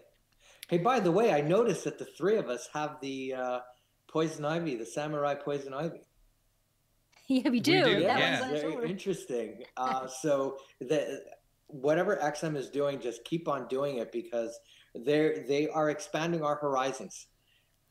If you asked me, or maybe I could speak for all of you, if someone came up to us 5 years ago and says, you know what, you're going to be buying a poison ivy statue based on the geisha holding the umbrella and the fan, we would have went, what are you, nuts? Forget it. No way. I would have stopped you at poison ivy. I would have been like, no, I'm not buying a poison ivy. It's not a character that I'm drawn to or that I need to have, but that version of her I did need to have, and I knew that as soon as I saw her in Singapore. I love that statue. I thought, I love that statue. But actually, I don't see it that way though, Charles. If someone told me, hey, there's going to be a statue of poison ivy with the geisha, I would have thought, hey, wow, that's an amazing idea. It fits really well because of the whole notion of the geisha, and she's trying to please the man, and in a very and then the sinister way of how poison ivy sort of acts the same way, and but in a more nefarious way. I think it's a perfect blend. When you just say geisha poison ivy, I think it's a perfect blend. If someone told me, I was like, wow. So it was just a good idea to begin with, and then the execution. Bought it. I think we hear a lot of cool ideas. This is cool, that's cool. That this would be a great idea if we did this. Great idea if we did that. But we could recognize the value, the artistic merit in Japanizing a lot of these characters, but going to the point of buying it, and the price that these things cost, that was no easy feat. And to get the three of us, well, maybe less you, because it seems like you were more easily sold on the concept than Chris and I were. But we were sold. We saw it. We went to Singapore, and it was like, holy cow! And we liked the other ones as well. But this time was the first time we saw Deathstroke. Is that correct? First time. Well, he's been shown. I think he was shown in Singapore, fully painted. That was his major debut. First time for us, definitely seeing it. And that one is another one that has me seriously contemplating. Do I need that? How badly do I need this one? Right. And he actually looked really pretty Deathstrokey. He looked pretty much like it wasn't that far a transition from what he looks like in the comics. So. No, I mean the armored look with the swords. Very, very comic book feel, but still had that the Japanese styling. So really, really cool. So again, New York Comic Con. We went through our top 3 picks. We'll do a little bit of a wrap up here. So before we get into Charles's stories about me, I just wanted to. I'm going to be nice to you. I'm not going to bring it up. Another company that was there, Chronicle Collectibles, had a booth there, and didn't get to spend as much time there as I maybe wanted to take pictures. But the T-Rex, very, very cool, from Jurassic Park, and they had iconic, a very lifelike David Bowie. Yeah. I don't have a picture of the Jeff Goldblum. I thought that one was totally for you, Chris. But they had the. Do you think there's actually a market for that statue? I mean, I think they pulled it off well, but I don't know. I don't know. It's almost like it. I don't want to say it. It's almost like tongue in cheek, right? Yeah, I was gonna say it's almost like a joke piece, but I don't want to disparage what they're doing. It looked nice, but these two from their booth really caught my eye. I like that T-Rex a lot. Yeah. But anyways, Charles alluded to some of the stories. He went and talked to Susan from Sideshow, and he went and met up with Jim Lee and got his autograph and all these things. And then I missed all of this stuff. I don't know how this happened. Yeah. Hold on. Let me step in here. Yeah. I think Chris was just so enamored with that Ultimate Warrior statue that he just was not available for anything else. Let me just give you an example. So I'm walking around trying to just going around the con, and then the entire cast of Daredevils in front of me, right? Oh, wow. Seated behind a panel, and then I'm going like, where's Chris? This is exactly something that he would want. So I go find him. He's got his feet up somewhere. And going like, let's go take a look at Daredevil. A little, just as another example, that Jim Lee, I was walking by Invictus. Am I pronouncing that correctly? The Invictus I believe so, yeah. Watchmaking so company. There he is signing prints, right? Batman prints and Joker prints. And I know I'm looking for him, and he's nowhere to be found once again. So I'm standing in line, and I'm going like, oh, how am I going to be able to get two? And if I get two, don't I want to keep both? Yes.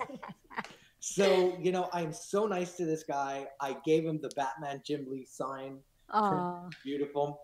Yeah, there was another thing where, a band, a representative of a very famous band, came to one of the tables that we were sitting at.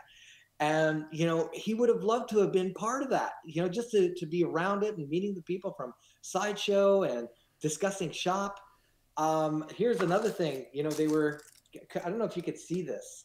Can you see that? Yeah. The Infinity Gauntlet exclusive pin. Right, with Sideshow. Oh, you got it. Yeah. And what was cool about that is that you have to do kind of like the scavenger hunt, go to several tables so you can get one of these Sideshow gauntlets. And again, Yeah, I missed out on that one. So I missed that Sideshow meeting. I'll blame Ed Bradley for that one. We mentioned him previously in the show. He messaged me and was like, "Hey, can you stop by the Mezco booth?" Right, got to go to the Mezco group. Wow, he had painted a few statues for them, or they're not statues; they're little figures of who was it? The guy from Halloween, Mike Myers, and I think Jason or something like that. And they weren't there, but I was looking around their whole booth trying to find. I was like, okay, is this it? Is this it? So that's what I was doing, and Charles is off schmoozing with Susan from Sideshow at the time. So that's why I missed that one. I wouldn't say schmoozing. Yeah. We had a brief words, but darn it, she's charming. Yeah, so I missed out on that one. Very likable personality. Anyway, so I mean, New York Comic Con was it was awesome. I have to say, it was. Charles and I walked basically one end to the other. Everywhere, I dragged him everywhere. Yeah, and we saw the whole thing, and then we realized, oh, there's another level. There's a basement level with the artist alley. Hold on, before you go to the artist alley, because something cool happened there, and you want to bring it up. Can I just bring up a couple points that I jotted down about the upstairs, just very briefly?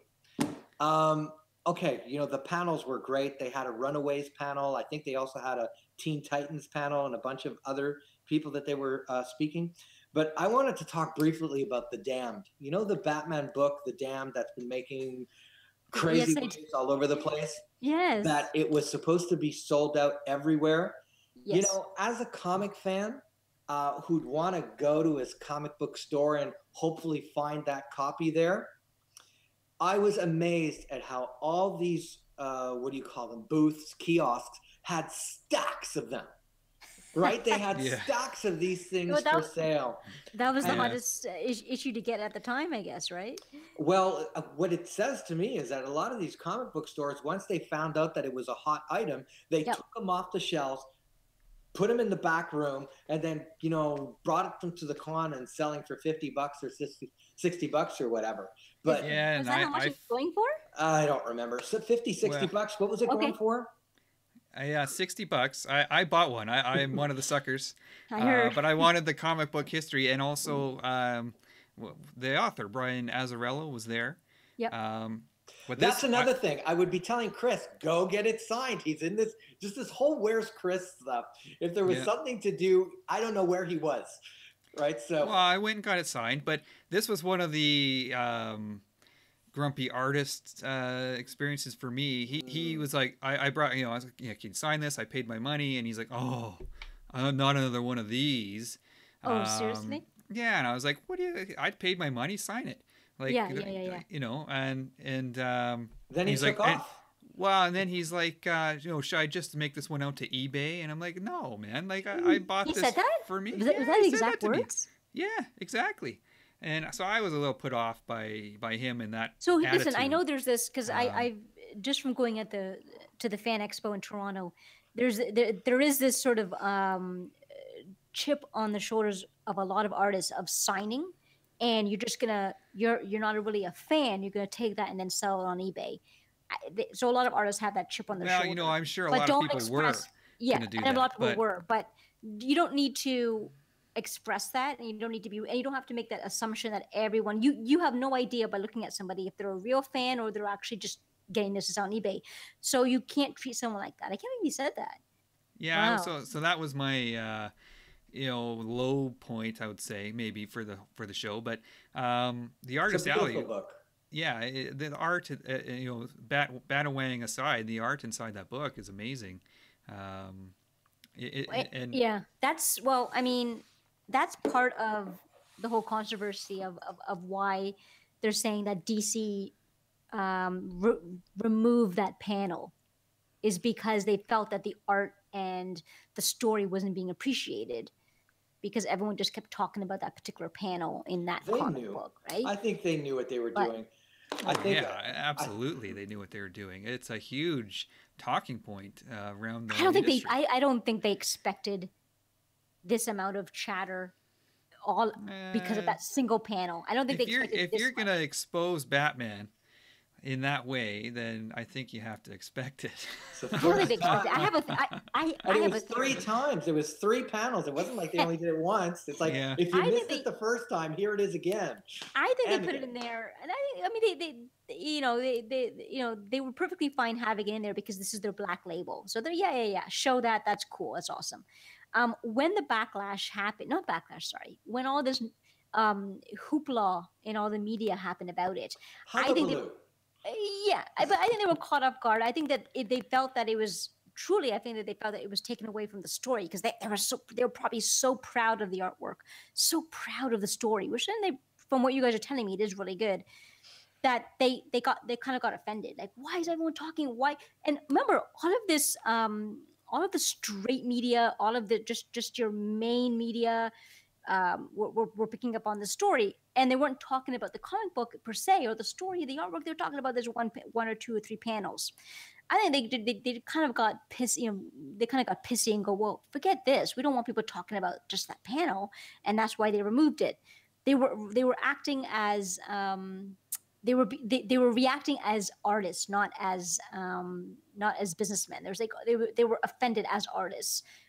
So that's why they made the change. Like, oh, we want people to talk about the art and the story, and so but what they did essentially was then just raise the price for the wrong reason, and then they devalued the new edited version that they're now Yeah. releasing.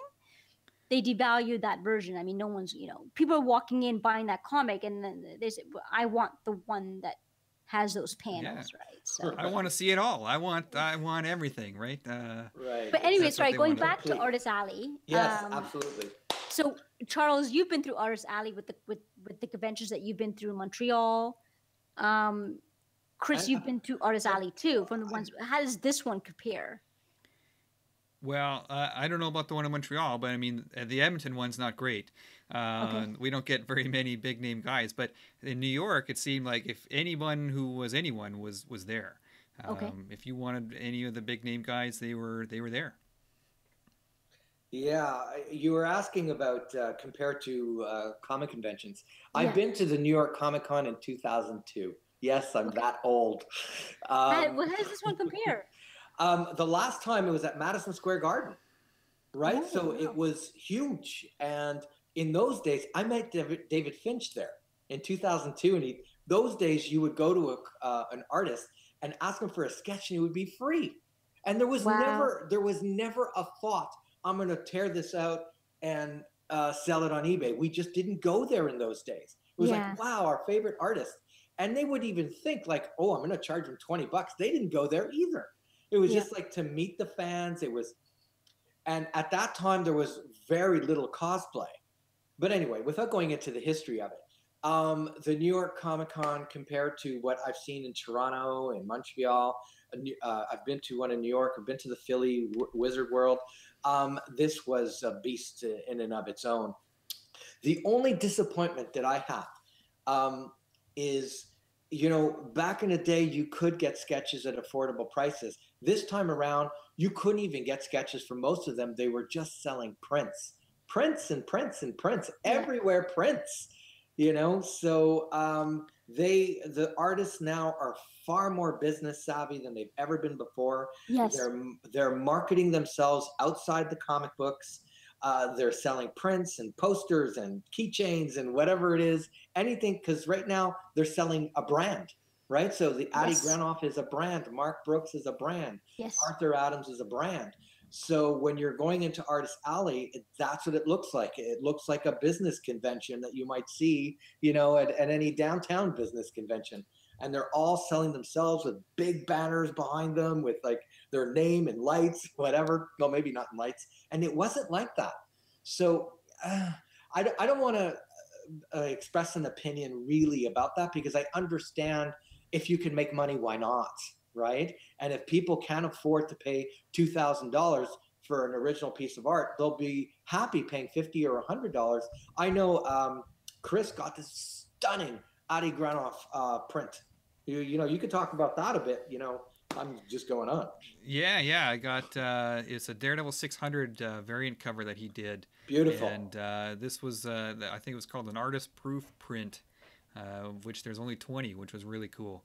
So I picked that up, got it signed by him, and then a few minutes later we stopped by Alex Milev's booth. And, he Charles, didn't know who he was. I know who he was. I didn't recognize him by face, but I of course know who Alex Milev is. He's one of the best Daredevil artists around, right? Evil by me. So Charles had this, I don't know if he had this planned out ahead of time, but he sort of led me into this, and opens up this book of paintings, and Daredevil is right there. And I got forced to buy it, but I'm happy to have it, of course. An original little watercolor painting of Daredevil. Gorgeous piece. You know, and I said to him, if you don't buy it, I will. Right. So, you don't, when you meet these artists, you know, we're not going to be doing New York Comic Con every year. I don't know if we will, but when it comes to artwork, that's it. One of a kind. That's it. You've got one chance to get it. And I'm glad that, you know, he got a Daredevil piece from one of his favorite artists. I'm glad too. That's amazing. Because I was telling Chris before that I think as you get a bit older, in terms of and going to these conventions, and then you start to see all of this as more art rather than merchandise. And when you see this art, then you're willing to pay a bit more and realize, okay, this is a one of a kind. There's only 30 of this. But you're not looking at in terms of a collector per se as a limited version. You're looking at as art. Like this is now very prevalent artwork of our day now. Similar to, you know, in the ancient Greeks, they had statues of all the gods. That was their icons. You know what I mean? That was their icons of the day. Absolutely. I dropped both of them off to get framed yesterday, and I've already got the spot. It's going to be right up here, nice, above my head here. So I'm excited about those two for sure. But I found I've been going to conventions since university, I think, and then it wasn't until the last maybe 6 years, 5 years, that I really started to spend the majority of my time in Artist Alley. And it's like, you know, because then you start seeing these guys, these artists, these men and women, they're almost like they become our hero. They're like, wow. And you kind of get starstruck by them, these artists, like, wow, he did this issue of X-Men, and he did this issue of Jordan, and he was the one that did this, and she's the one that did this.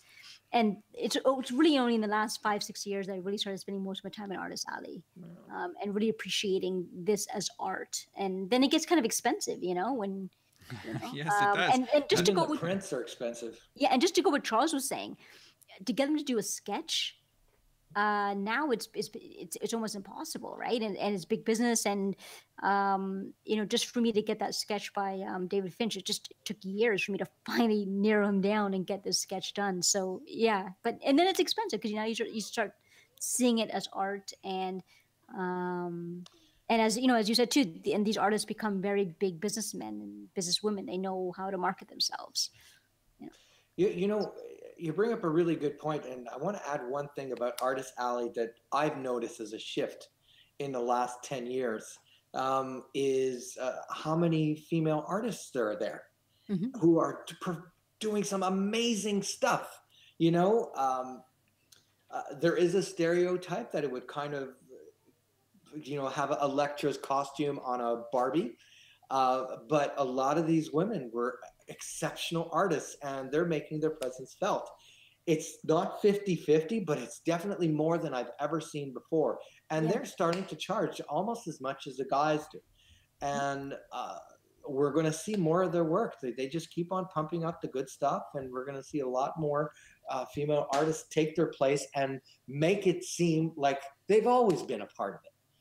And yeah, we were very impressed by the I don't want to say diversity, but the ratio, right? It wasn't like 1 for 10. I would say about 3 out of 10. Would you say? Yeah, I've noticed about that. Yeah, there was actually quite a good representation and exceptional artists, whether they were man or woman. So I think before we wrap up here, we had a question from a viewer, Divine. He says, "What do you think about the sideshow prints?" In general, do you guys have, either of you have a sideshow print? I have quite a few.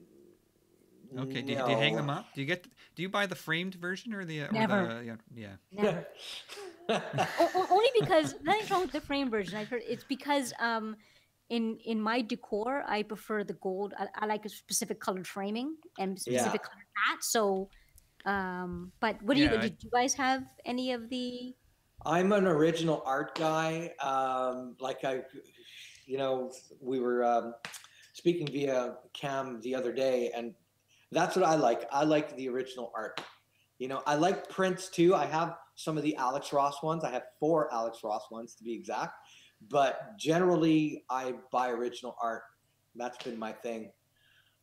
Yeah, I like some of their prints. I like the ones that are more. A little more original. Like some of them are just copies of their statues, and I don't like those ones as much. But I was tempted by, they had an Alex Ross Daredevil just came up. I think I saw that. Yeah. So I was tempted by that, but again, I don't want to buy it framed. I want to just buy the. So you wait till if the frame version doesn't sell out, then they go unframed, and then you get it cheaper. Yeah. So I'm hoping they have one of those. I don't need to have it, but it's nice. It's I forget which issue. It might even be 600. The Alex Ross Daredevil, are you talking about the cover to the omnibus? Yeah, is it the omnibus cover? I've seen it as a cover somewhere. I can't remember where. But yeah, it's nice. But I'll wait and see if it makes it to the. Yeah, I would definitely recommend. Although people claim that, I mean, if you get the frame version, it's cheaper than you having going out and getting it framed yourself. That's actually true. It's probably true, but maybe. Yeah, I have a lady locally that does it out of her garage. She's been doing it for years and years and years and does an amazing job. Uses all the high quality stuff that you can get, and I get it for a fraction of the price you get at a framing store. Wow, lucky you. So, yeah, so custom framing is not cheap. No, it's not, but I've got the hookup, so it's kind of nice. So we had another one. Eric Hendershot, he just picked up the new Iron Man Mark III by Adi Granov print from Sideshow. Yeah, I mean, they look very nice. So, you know, I might pick up my first one Monday. I think they go up for sale if they're not sold out. But I was actually tempted by a couple of the Mark Brooks prints, I have to admit. And what's that? Oh, there's another, I can't remember her name. She also has amazing prints. She had a beautiful Elektra. She's the one that did the Wonder Woman as well. Are you thinking of her? What's her name? I don't remember. Oh God, I'm gonna have to remember it. I'll bring it up another time. Yeah. But there were 2 places where I was very close to getting a print, and I say to myself, no. I get original art. You know, it's very hard to make the shift from original art back to print. I used to buy prints and then went to original art, and I couldn't go back. And was very close with these 2 guys. Mark Brooks does amazing work. Yeah. I mean, I would prefer original art, but sometimes for me, it's not necessarily attainable. So, like even Alex Ross, so I'm okay to get a print if it's limited. Mm. So if it's a limited edition print, I'm okay. Of course, I prefer the original artwork, but like I got the Alex Ross Trouble in San Francisco, you Yeah, know, I don't and think. I'm also more inclined to get that print if it's hand signed. Yeah. So I'm I, okay. You know, I mean, I'm okay with the Sideshow prints. I have quite a few. I would obviously I prefer to get the original, but when it's sort of unattainable, and then the other Yeah, I option think is a the limited three of print. us could combine our salaries and probably still not afford an Alex Ross original There you go. painting. There you So, go. Exactly. So with certain artists, I think you're right off the bat, you're limited to what you can get from them. Um, I agree. so anyways, that's our show. I think for today, we'll cut it there. We're coming up on 2 hours, so it's been a fun Wow. chat. Charles, thanks for joining us again today with all the New Hey, York it was my Comic Con pleasure. We'll do it stories. again. thanks, Charles. And yeah, we'll cut up there. So thanks to everybody joining us. Eric, Divine, Thanks for X-Men, coming by, and everybody. Nakram Akram. So we'll talk to you guys later.